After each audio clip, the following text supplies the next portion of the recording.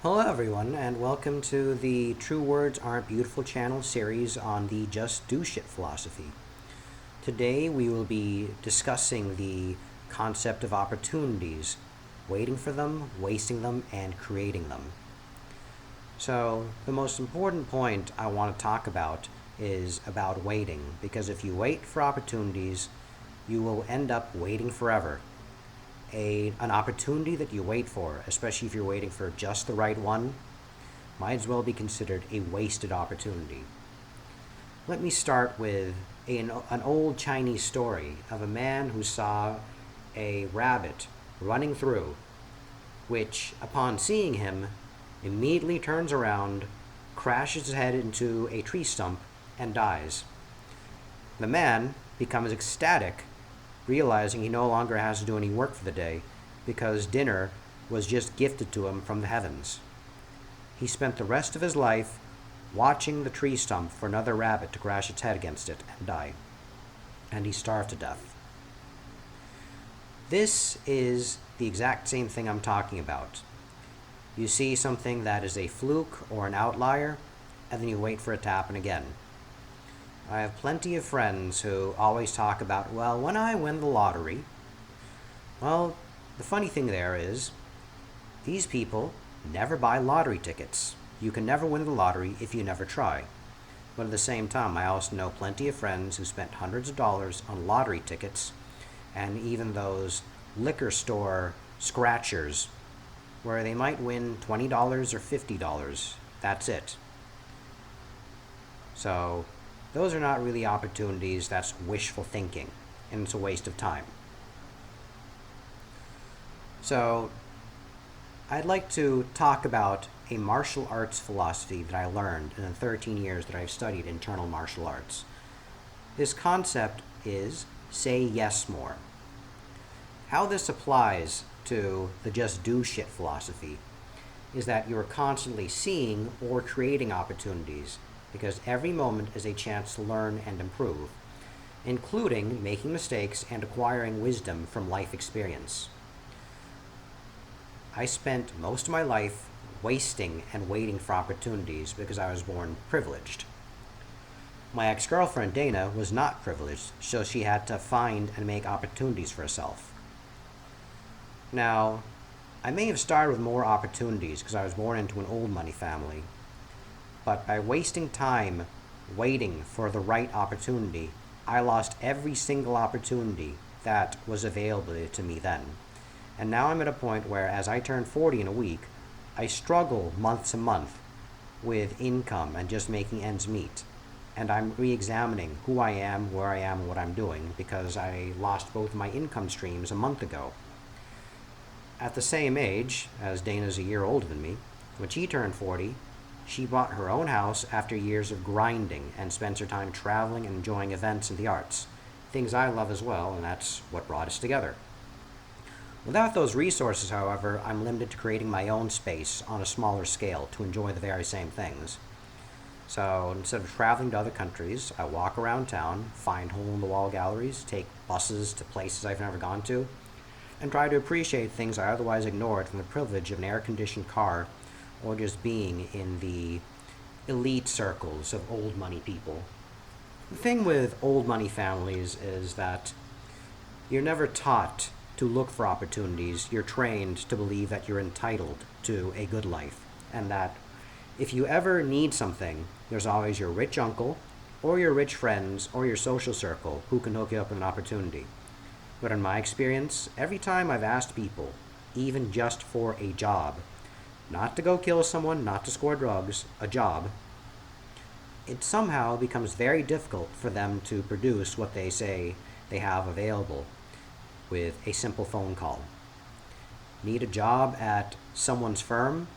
Well, my dad wouldn't really like that, or oh, I don't know if I can convince anyone. So they don't have any influence or opportunities. These are people who are born with the expectation that they will either get a very nice trust fund, inheritance, or they will inherit the family business and continue to do the same things. Now, I might have started with more advantages because I was born to an old money family. I went to UCLA. I went to an international school full of rich brats. You might start with advantages, but those advantages will not last forever because once you lose your money, once you lose your status, all those people will ignore you for the most part. And at the same time, even if you remain at your level of status, it doesn't matter because you're not equipped for life, especially if you have controlling, abusive, and narcissistic family members eager to use emotional blackmail to assert control over you. These are people who are used to throwing money to make their problems go away. And by not being trained to deal with life's problems, you're not equipped to deal with life. So, I know people who can't even do their own laundry. I know people who have to call up their parents to say, how do I get money out of the bank? I know people who just give their ATM card to their drivers in order to withdraw from the ATM, and they don't even count their money because the driver could pocket a little bit of that money for himself. Now, by contrast, those without privilege either have the mindset of accepting their lot in life or acquiring a hunger to earn and deserve better through their work ethic. The rich people mindset is, you are unlucky, I am lucky. I was born rich, you were born poor, and that's how life is. This is massive entitlement, and this is something that I had for a while. Not to the extent that I thought I owned everything, but to the extent that I said, why is my life so unlucky? Why is nothing working for me in my life? Why is everyone living so well? Why are their parents so supportive? Why can they do all these things? And why am I struggling every month? I wasn't averse to working. I wasn't receiving handouts. What pissed me off was I had my education, I should have had opportunities, but I just couldn't seem to see them or find them or create them. And yet I was expecting them to just fall my way. I say, hey, I went to UCLA. Give me a good job with a high salary. Hey, give me a lot more credit because I'm an American in a foreign country. I have more value. Nope, doesn't work that way. Your relationship with other people and the value of what you bring to the table are two things that are what create your opportunities. If you have skills, you can be useful. This is what creates opportunities, which is why it's good to just do shit and acquire skills. Quality skills. And when you can't do shit, it's good to cultivate relationships so you can find people who will teach you the shit so that you know shit in order to do shit properly. And the greatest opportunity you have is time, followed by the ability to choose to do something or not. Dana was able to make use of the time she had because she had nothing to lose and everything to gain.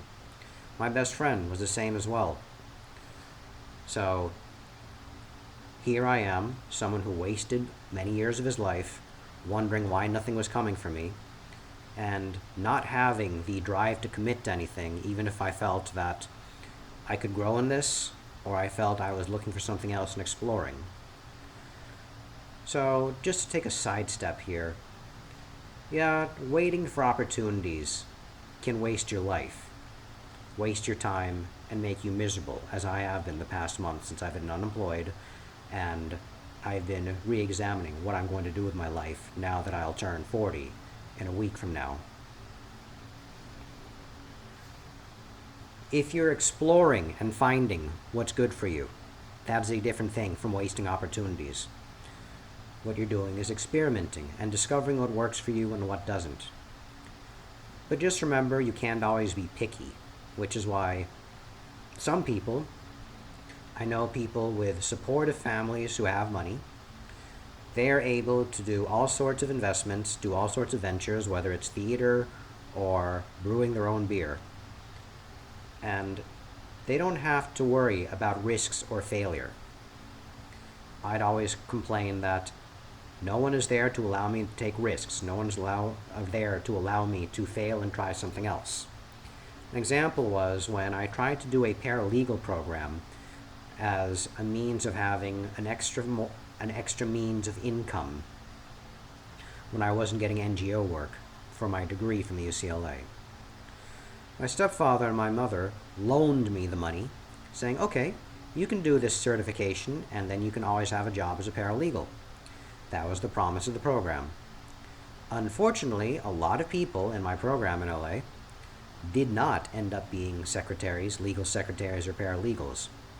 While there's a demand for it, it doesn't guarantee that you will get a job. So, as a result, I failed in that venture. I didn't find paralegal work interesting anyway. And what happened was, when I tried to do an English teaching certification so I could teach English in Vietnam, Thailand, or Korea, or Taiwan, or Japan, my stepfather said, oh, you failed once, so why should we lend you money? Sign an agreement that you will pay me back with interest, and then I might consider this. This is not considered supportive.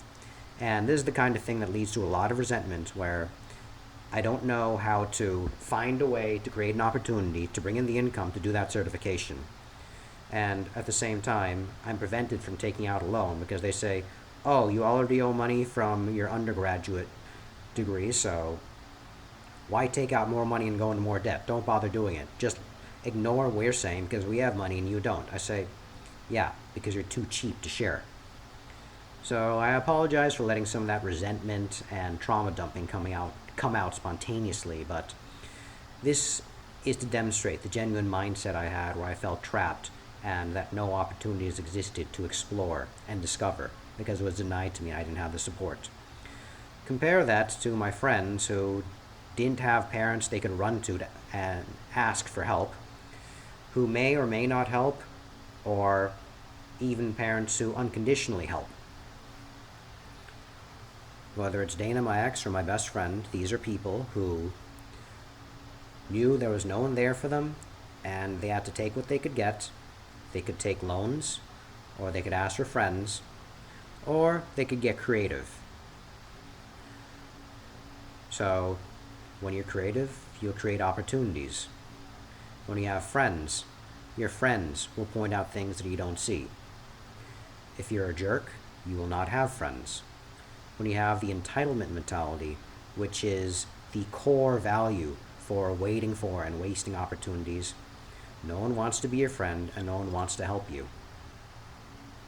So, coming back, those without privilege in contrast to those with privilege.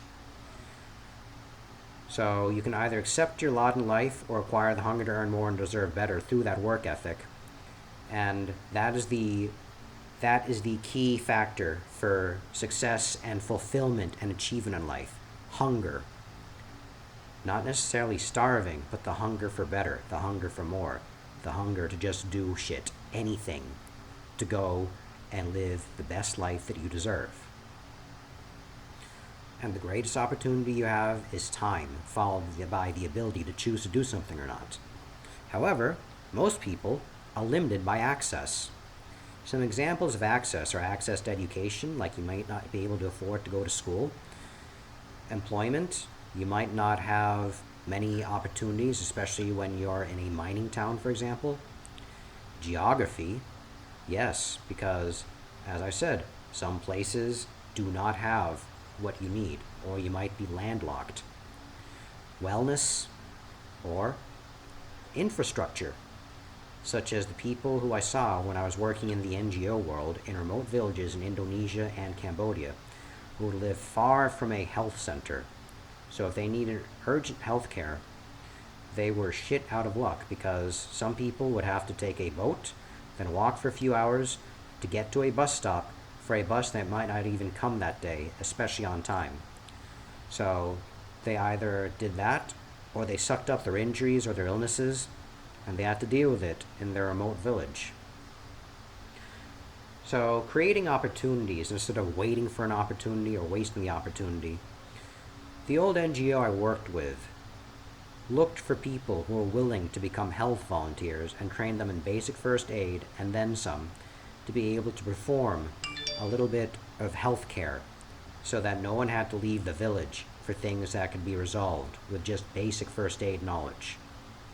Some flu medicine, or rather cold medicine, some pills that you could take for malaria, some bandages, and gauze strips, disinfectant, all sorts of things.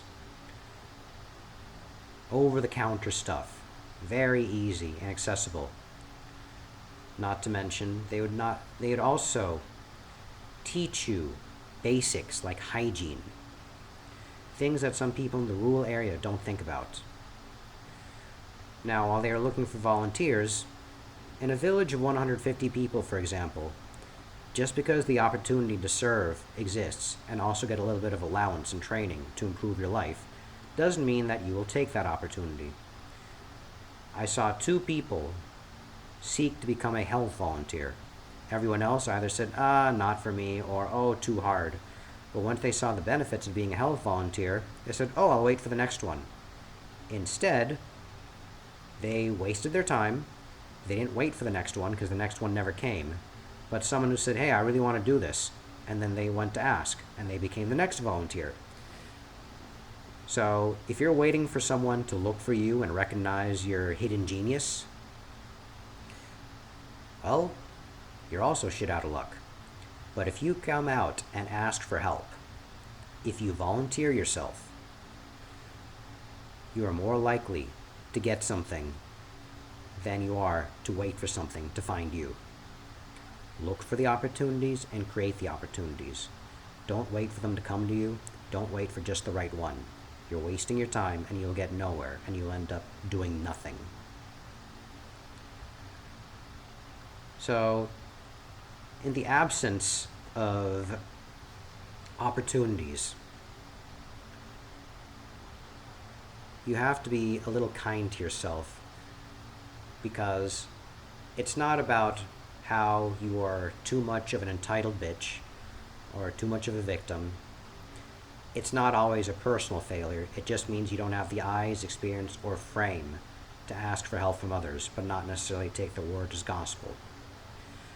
My best friend's specializations are business and tech. And what he asks me is, why is it you never ask me for help with asking how to make money? Why is it you hesitate to even ask me to deal with your computer stuff or teach you technical stuff? And I say, well, I don't want to inconvenience you.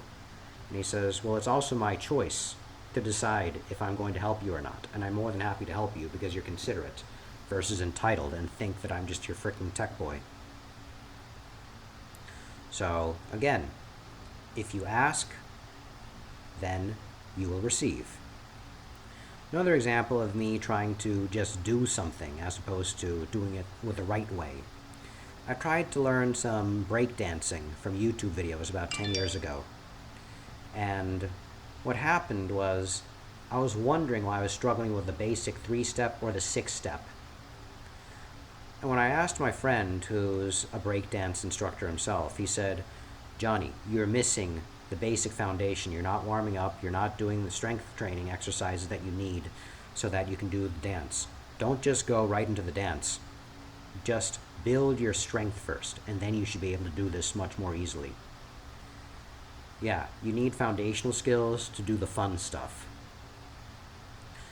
But if you just say, oh, it's too much work, it's too much effort, then you end up doing nothing. So the next question you should logically ask yourself, when's the best time to start learning anything? When's the best time to start exploring? Am I too old or am I too young?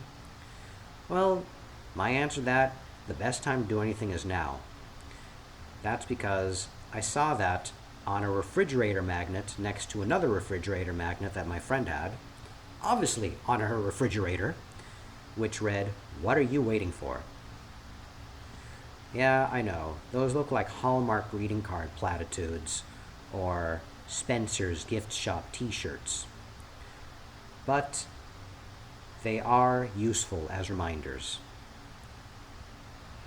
So, just to conclude, just doing shit means that you move to go and learn and understand, both before doing and while doing.